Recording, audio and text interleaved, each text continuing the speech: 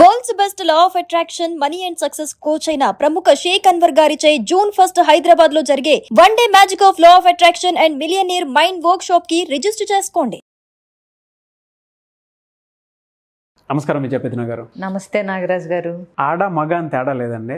ఒక crazy question ఒకటి అడుగుతాను. ప్రతి ఒక్కరికి కన్ఫ్యూషన్ అనేది ఖచ్చితంగా ఉంటుంది. సర్టెన్ టైం వచ్చినప్పుడు ఆ టైంని బట్టి తెలుస్తుంది. ఒక అమ్మాయి మనసులో మనం ఉన్నాము అని ఏ విధంగా తెలుస్తుందని చెప్పి అబ్బాయి అనుకుంటాడు. ఒక అబ్బాయి మనసులో మనం ఉన్నామా లేదా అని చెక్ చేసుకోవడానికి అమ్మాయికి కూడా ఇంట్రెస్ట్ క్రియేట్ అవుతుంది. ఇవి ఎలా తెలుస్తాయని నిజం చెప్పాలంటే అండి, అది ఆ పొజిషన్లో ఉన్న వాళ్ళకి అది ఆటోమేటిక్గా తెలిసిపోతూ ఉంటుంది.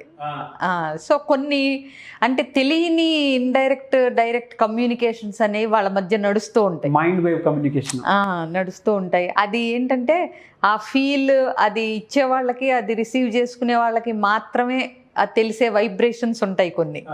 అంటే ఎంతమంది గుంపులో ఉంటే కూడా వీళ్ళిద్దరి అంటే చూసుకునే విధానం కానీ, ఒక నవ్వుకునే ఒక స్మైల్ కానీ, ఏదో ఒకటి హింట్లు అనేవి తెలియకుండానే బాడీ లాంగ్వేజ్లో వాళ్ళిద్దరికి కమ్యూనికేట్ అయిపోతూ ఉంటాయి. వాళ్ళిద్దరికే ఓపెన్ అవుతాయి. అది చూసే వాళ్ళకి కూడా తెలియకపోవచ్చు, బట్ క్లోజ్గా ఉండి అబ్జర్వ్ చేసే వాళ్ళకి వీళ్ళిద్దరి మధ్య ఏదో తెలియని కమ్యూనికేషన్ అనేది నడుస్తుంది.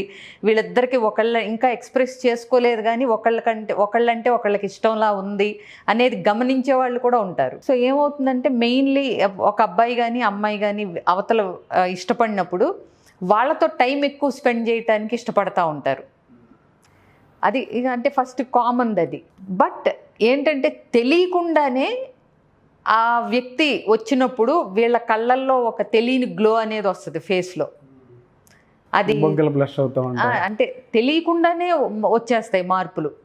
అంటే ఒక స్మైల్ రావటం, ఒక కళ్ళు అంటే మొహం మతాబులాగా వెలిగిపోవటం, ఇలాంటివి వాళ్ళకి తెలియకుండానే జరుగుతాయి. అంటే ఇప్పుడు మనకు నచ్చిన వ్యక్తి కనపడగానే మనకు చూడండి ఆటోమేటిక్గా చిరునవ్వు వచ్చేస్తుంది. సో అది దట్టు ఎస్పెషలీ ఆ యంగ్ ఏజ్లో అది ఉన్నప్పుడు ఏంటంటే వాళ్ళకి తెలియకుండానే వాళ్ళు అట్లా ఒక మంచి వెల్కమింగ్ స్మైల్ అనేది వస్తుంది.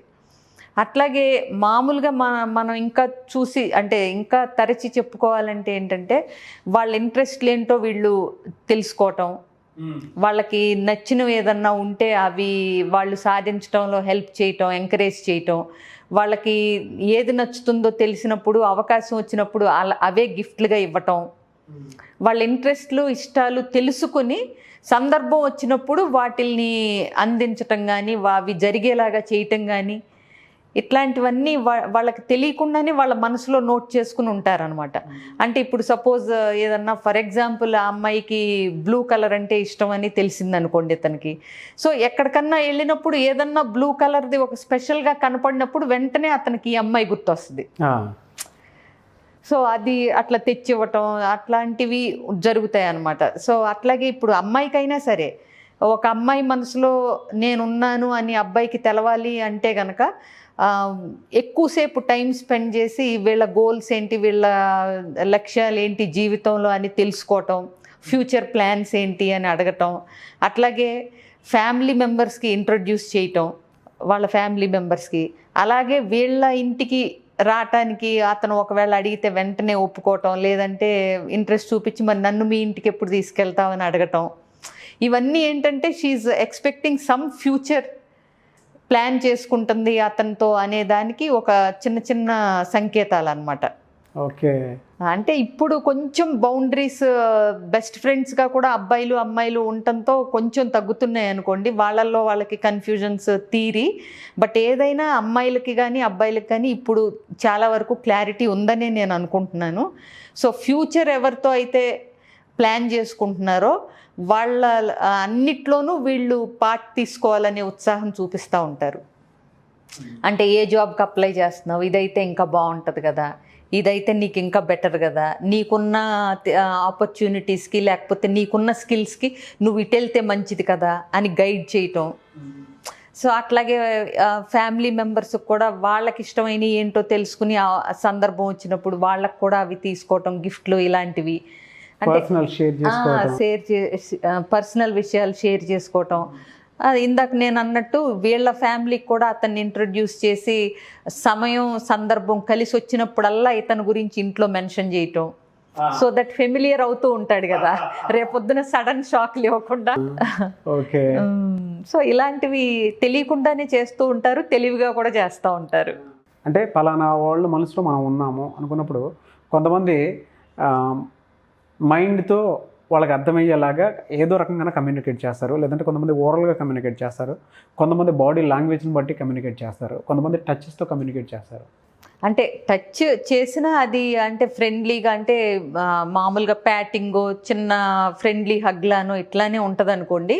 బట్ ఏదైనా ఈజీగా సెన్స్ చేసేయచ్చు ఒకళ్ళకొకళ్ళు, వీళ్ళకి ఇతనికి నేనంటే ఇష్టం, లేకపోతే ఈ అమ్మాయికి నేనంటే ఇంట్రెస్ట్ ఉంది అనేది వాళ్ళు క్యాచ్ చేయగలుగుతారు. అంత ఆబ్వియస్గా వీళ్ళు క్యాచ్ చేసేలాగానే కమ్యూనికేట్ చేయగలుగుతారు, తెలుస్తుంది అవతల వాళ్ళకి కూడా డెఫినెట్గా. ప్లస్ ఇంకా ఒకటండి, ఇది ఒకప్పుడైతే ఇట్లా అంటే రకరకాల ప్రయత్నాల ద్వారా కమ్యూనికేట్ చేసి చెప్పలేకపోవటం, లేకపోతే అవతల వ్యక్తి తెలుసుకోవాలనుకోవటం, ఇట్లా చెప్పటానికి మొహమాట పడటం అట్లా ఉండేది. ఇప్పుడు కనుక నిజంగా వాళ్ళు ఖచ్చితంగా ఇతనే నా ఫ్యూచర్ అని అనుకున్నప్పుడు మాత్రం చెప్పేంత కమ్యూనికేషన్ స్టైల్స్ అంటే ఆ చొరవ అవి కూడా చాలామంది దగ్గర ఉంటున్నాయి. మొహమాట పడట్లేదు చెప్పదలుచుకున్నప్పుడు. ఓకే. పొజెసివ్నెస్ ఎంతవరకు ఈ కమ్యూనికేషన్లో ఉంటుందండి? పొసెసివ్నెస్ అనేది ఇండివిజువల్ని బట్టి ఉంటుందండి, అందరికీ ఉండాలని ఏం లేదు. ఇప్పుడు వాళ్ళ ప్రేమ మీద కానీ, వాళ్ళ ఎబిలిటీస్ మీద కానీ, సెల్ఫ్గా వాళ్ళ మీద వాళ్ళకున్న కాన్ఫిడెన్స్ లెవెల్స్ కానీ ఎక్కువ ఉన్నప్పుడు ఏంటంటే అవతల వ్యక్తి మీద పొసెసివ్నెస్ అనేది అంత ఉండట్లేదు, అవసరం లేదు. ఎందుకంటే because they are confident about themselves. Possessiveness ఎప్పుడు వస్తుంది? అవతల వ్యక్తికి ఎక్కడో ఇంకా నేను సరిపోనేమో అనేది వీళ్ళు ఫీల్ అవుతున్నప్పుడు వస్తుంది. సో ఎప్పుడైతే నువ్వు నిండుకుండగా నీకు అన్నీ ఉంది, నువ్వు ఆ అమ్మాయిని ఇష్టపడ్డావు అనుకున్నప్పుడు నీకు ఆ అమ్మాయి మీద పొసెసివ్నెస్ రావాల్సిన అవసరం లేదు. నీది అనుకున్నది ఇప్పుడు నీది అని నీకు నమ్మకం ఉందనుకోండి, నువ్వు దాన్ని వెంటపడాల్సిన అవసరం లేదు కదా. అవును, కొంతమంది మెచ్యూర్డ్గా తెలుసుకుంటూ ఉంటారు కదా, ఆ కమ్యూనికేషన్ ఎలా ఉంటుందండి? అదే అండి, కంటి చూపు చెప్తుంది, కొంటె నవ్వు చెప్తుంది అన్నట్టు కొన్ని అంటే అవి చెప్పాను కదా, బాడీ లాంగ్వేజ్ అనేది తెలుస్తూ ఉంటుంది ఎవరికి ఏంటి అన్నది. అది ఈజీగా అంటే ఆ పొజిషన్లో ఉన్న వాళ్ళిద్దరికీ అది అర్థమవుతుంది. ఆ కెమిస్ట్రీ కానీ, ఆ కమ్యూనికేషన్ కానీ, వాళ్ళు చూసే చూపు కానీ, నవ్వే నవ్వు కానీ, అవతల వ్యక్తికి మనం అంటే ఇంట్రెస్ట్ ఉంది, ఇష్టం ఉంది అనేది తెలుస్తుంది. ఇంకా చెప్పాలంటే వాళ్ళ బాడీ లాంగ్వేజ్ మరీ టూ ఆబ్వియస్గా ఉంటే కనుక చుట్టూ ఉన్న వాళ్ళకి కూడా తెలుస్తుంది. ఈ అమ్మాయికి ఈ అబ్బాయి అంటే ఇష్టం అనుకుంటా, చూడు నీకు లైన్ వేస్తున్నాడు అనుకుంటా, నీకు లైన్ వేస్తుంది అనుకుంటా అని కూడా వీళ్ళు ఏడిపించే సందర్భాలు ఉంటాయి. తను చూసే చూపులోనే తెలిసిపోతుంది నువ్వంటే చాలా ఇష్టం అని. ఏంటో కనుక్కున్నావా మరి? ఫ్రెండ్స్ నుంచి సరదా టీజింగ్లు కూడా ఉంటాయి. ఇప్పుడు ఒక ఏజ్లో, ఎస్పెషలీ ఆ టీనేజ్లో, యంగ్ ఏజ్లో ఉన్నప్పుడు ఏంటంటే వీళ్ళ ప్రమేయం లేకుండానే ఆ ఇష్టం అనేది ఎక్స్ప్రెస్ అయిపోతూ ఉంటుంది. ఇందాక మనం చెప్పుకున్న లక్షణాలు, బాడీ లాంగ్వేజ్ అయితేనేమి, స్మైల్ అయితేనేమి, చూపు అయితేనేమి, వాళ్ళని చూడగానే వీళ్ళల్లో వచ్చే యాక్టివ్నెస్, ఆ మాట్లాడే విధానం వల్ల ఈజీగా కనుక్కుంటారు. ఎందుకంటే అదే వేవ్ లెంత్లో ఉంటారు వాళ్ళు, సో బాగా కనెక్ట్ అవుతారు. మామూలుగా మనం సినిమాల్లో కూడా చూస్తూ ఉంటాం, చూడు నీకు ఏంటి ఏదో మొత్తానికి ఏదో విషయం ఉన్నట్టుంది, అబ్బాయి ఇటే చూస్తున్నాడు, ఏంటి మరి పడిపోయినట్టున్నాడు, ఇలా ఏదో సరదాగా అంటుంటారు కదా. గొడవ కూడా ఎక్కువ ఇష్టం ఉన్న మనిషి మీదే పడుతూ ఉంటారు కదా, ఎక్కువ సాధించడం, అల్లరి చేయటం, గోల్ చేయటం, వాళ్ళ దగ్గర కమ్యూనికేషన్ ఎక్కువ ఓపెన్ అవుతుంది. వాళ్ళకి ఏదన్నా బాగాలేదంటే కూడా వీళ్ళు దానికి సంబంధించిన మెడిసిన్స్ పంపించడం, హడావిడి ఊరెళ్తే వాళ్ళకి నచ్చినవి తెచ్చివ్వటం, వెళ్ళే ముందు కూడా ఎక్కడన్నా సాధించి తీసుకొచ్చి మరీ చేతిలో పెడతారు. ఇప్పుడు వెరీ గుడ్ సబ్జెక్ట్ అండి నిజంగా.